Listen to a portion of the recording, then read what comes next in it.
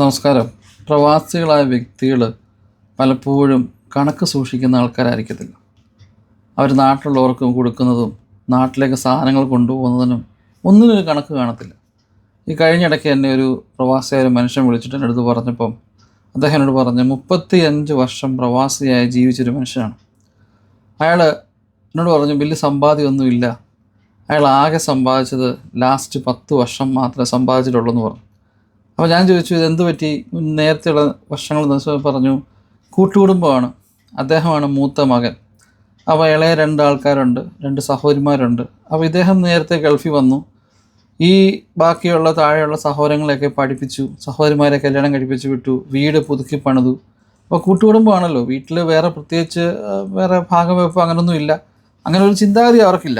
അപ്പം വീട്ടിലേക്കുള്ള എല്ലാ സാധനങ്ങളും ഇദ്ദേഹമാണ് കൊണ്ടുവരുന്നത്. ഇദ്ദേഹത്തിൻ്റെ ഭാര്യ ജോലി ചെയ്യുന്നുണ്ട്, ഇയാൾ ഗൾഫിൽ ജോലി ചെയ്യുന്നുണ്ട്, എല്ലാ വർഷവും ഒരു നാട്ടിൽ പോകുന്നുണ്ട്, നിറയെ എല്ലാവർക്കും സാധനങ്ങളൊക്കെ കൊടുക്കുന്നൊക്കെ ഉണ്ട്. അങ്ങനെ ഇരിക്കുന്ന സമയത്ത് ഏതാണ്ടൊരു 20-25 വർഷത്തോളം അദ്ദേഹം ഗൾഫിൽ ഇങ്ങനെ കണ്ടിന്യൂസ് ആയിട്ട് ജോലി കൊണ്ടിരുന്ന സമയത്ത് അദ്ദേഹത്തിൻ്റെ ജോലി അങ്ങ് നഷ്ടപ്പെട്ടു പോവുകയാണ്. അപ്പോൾ അദ്ദേഹത്തിൻ്റെ ഭാര്യ ചെറിയൊരു ജോലിയുള്ളൂ. അപ്പോൾ അങ്ങനെ അവരെന്നാൽ എല്ലാം കൂടെ നിർത്തി, നാട്ടിൽ പറമ്പും കാര്യങ്ങളൊക്കെ ഉണ്ടല്ലോ, അല്ലെ പിന്നെ ഒരു പടുത്തൊക്കെ വീതം വെപ്പൊക്കെ വരുമായിരിക്കാം. ഇനിവേ ആ ഒരു ധാരണയിലായിരിക്കാം അവർ നാട്ടിൽ ഇനിയുള്ള കാലം ജീവിക്കാമെന്ന ധാരണയിൽ അവർ നാട്ടിലേക്ക് വന്നു. എന്നോട് പറഞ്ഞു ഇതുവരെ വന്ന പോലുള്ള സ്വീകരണമൊന്നുമല്ല ഈ ജോലിയില്ലാതെ വന്ന സമയത്ത്.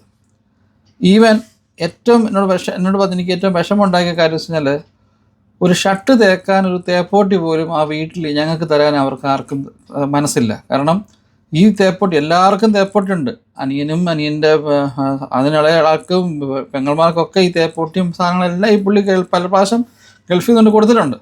പക്ഷേ പുള്ളിക്ക് സ്വന്തമായിട്ട് തേപ്പൊട്ടി തേക്കാനായിട്ട് ഒരു തേപ്പൊട്ടി അവിടെ ഇല്ല. അപ്പോൾ പുള്ളി അഥവാ അപ്പുറത്തെ തേപ്പൊട്ടി ചോദിച്ചു കഴിഞ്ഞാൽ അത് തരാൻ അവർക്ക് മനസ്സില്ല. കാരണം ഈ പുള്ളി കൊണ്ട് കൊടുത്താൽ എങ്കിൽ പോലും എന്നോട് പറഞ്ഞ് പലപ്പോഴും ഞാൻ എൻ്റെ ഒരു പെട്ടി നിറയെ പെർഫ്യൂമുകളായിരിക്കും പലപ്പോഴും കൊണ്ടുപോകുന്നത്. നമ്മളെല്ലാം ഞാൻ ഉൾപ്പെടെ ചെയ്യുന്നതാണ്. പക്ഷേ അവർക്ക് സ്വന്തമായിട്ട് അടിക്കാൻ ഒരു പെർഫ്യൂം ചിലപ്പോൾ കാണത്തില്ല. അപ്പം പുള്ളി പറഞ്ഞ് അവസാനം ഈ വീട് പുള്ളിയാണ്, ഈ മനുഷ്യനാണ് രണ്ടാമത് റിനോവേറ്റ് ചെയ്ത് വീടൊക്കെ ഡെവലപ്പാക്കി എടുത്തത്. പക്ഷേ ആ വീട്ടിൽ നിൽക്കാൻ പാടില്ല എന്നുള്ള രീതിയിൽ അവസാനം അച്ഛനും അമ്മയും പറയുന്ന ലെവലിലേക്ക് എത്തിയെന്ന് പറഞ്ഞു. പ്രായമായിട്ട് പോലും പുള്ളി വീണ്ടും തിരിച്ച് ഗൾഫിലേക്ക് വന്നു. എന്നോട് പറഞ്ഞു ഞാൻ ഈ 10 വർഷം കൊണ്ട് ആദ്യം ചെയ്ത കാര്യം വെച്ച് കഴിഞ്ഞാൽ ഒരു ചെറിയൊരു വീട് ഞങ്ങൾക്ക് കഴിയാനുള്ള എനിക്കും ഭാര്യയ്ക്കും മക്കൾക്കും കഴിയാനുള്ള ചെറിയ വീട് ആദ്യം വെച്ചു. പിന്നീടുള്ള കുറച്ച് സമ്പാദ്യത്തിനകത്ത് ഞാൻ കുറച്ച് സേവിങ്സ് ആക്കി നാട്ടിൽ പോയെന്ന് പറഞ്ഞു. എന്നോട് പറഞ്ഞു എല്ലാ ആൾക്കാരും ചെയ്യുന്നൊരു കാര്യമാണ്, ചോദിക്കും. അവരപ്പോൾ പറഞ്ഞു എന്തോ പറഞ്ഞു നീ എന്ത് ചെയ്തു? അപ്പോൾ അദ്ദേഹം പറഞ്ഞു ക്ഷമിക്കണം, ഇവിടെ കണക്ക് ബോധിപ്പിക്കേണ്ട ഒരു ആവശ്യം വരുമെന്ന് എനിക്കറിയത്തില്ലായിരുന്നു. എൻ്റെ അങ്ങ് ഒരു കണക്ക് പുസ്തകമില്ല. പക്ഷേ ഈ പറയുന്ന സഹോദരങ്ങളുടെ എല്ലാവരുടെ കയ്യിലും കൃത്യമായ കണക്കുണ്ട്.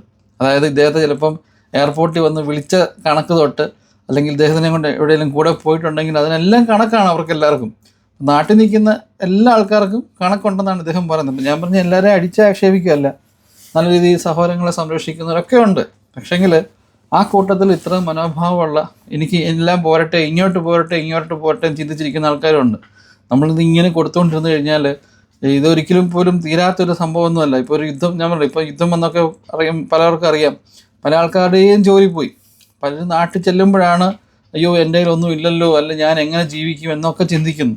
ഞാൻ പറഞ്ഞല്ലോ ഇതൊക്കെ ഒരു കോളിംഗ് ആണ്. നമുക്കൊരു അവസ്ഥ വന്നു കഴിയുമ്പോൾ അത് മനസ്സിലാക്കുക സാഹചര്യം. ഇനിയും അറ്റ്ലീസ്റ്റ് നമുക്ക് മനസ്സിലായല്ലോ, ഇനിയും മുന്നോട്ടുള്ള ജീവിതത്തിലെങ്കിലും ഇങ്ങനത്തെ പ്രശ്നം വരാതെ ഉള്ള പൈസ സൂക്ഷിച്ച് നമ്മുടെ ഭാവിക്ക്, അല്ലെ നമുക്ക് നമ്മുടെ കുഞ്ഞുങ്ങൾക്കും അല്ലെ മറ്റ് പൈസ ഉണ്ടെങ്കിൽ എല്ലാവരും സഹായിക്കണം.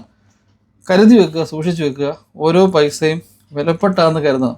അത് ആ മനുഷ്യൻ പറഞ്ഞ പോലെ തന്നെ ഞാനും വീണ്ടും പറയുകയാണ്, എല്ലാത്തിനും ജീവിതത്തിൽ ഒരു കണക്കുണ്ടായിരിക്കണം. Thank you. ഈ വീഡിയോ ഇഷ്ടപ്പെട്ടാൽ ലൈക്ക് ചെയ്യുക, ഷെയർ ചെയ്യുക, നിങ്ങളുടെ അഭിപ്രായങ്ങൾ കമൻറ്റ് ചെയ്യുക. തുടർന്നുള്ള വീഡിയോകൾ ലഭിക്കാനായി പേജ് ഫോളോ ചെയ്യാൻ ശ്രമിക്കുക. നിങ്ങൾക്ക് ഇതുപോലൊരു അനുഭവം എന്നോട് പങ്കുവെക്കുവാൻ ആഗ്രഹിക്കുന്നുണ്ടെങ്കിൽ എൻ്റെ വാട്സപ്പ് നമ്പറായ 919745726199 എന്ന നമ്പറിലേക്ക് വോയിസ് മെസ്സേജ് അയക്കുകയോ അല്ലെങ്കിൽ ഒരു ടെക്സ്റ്റ് മെസ്സേജ് അയക്കുകയോ ചെയ്യുക.